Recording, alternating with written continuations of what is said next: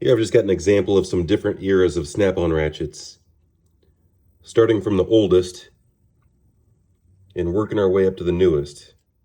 Something that's rather interesting is the newest is the biggest and fattest. The handle's a little bit fatter on the first one. I don't know if this was just military only, but this one's a military ratchet.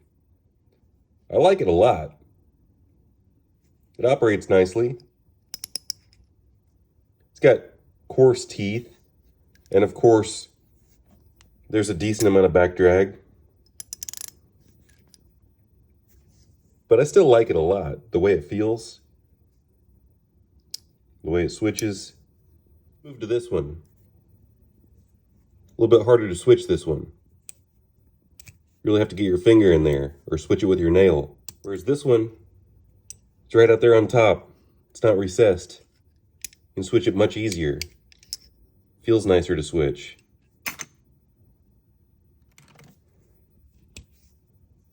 Back drag.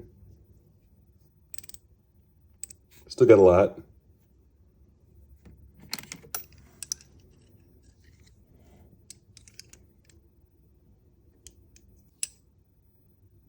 There's just almost nothing to grab onto.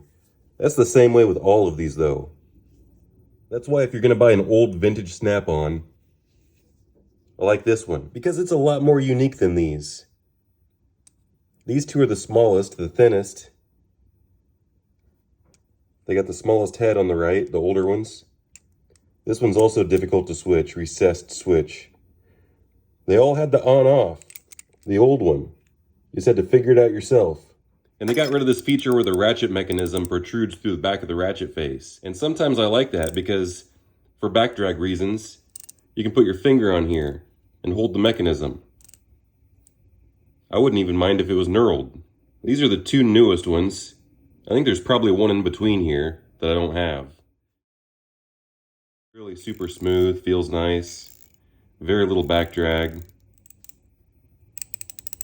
This one's still chunky. See this moving about?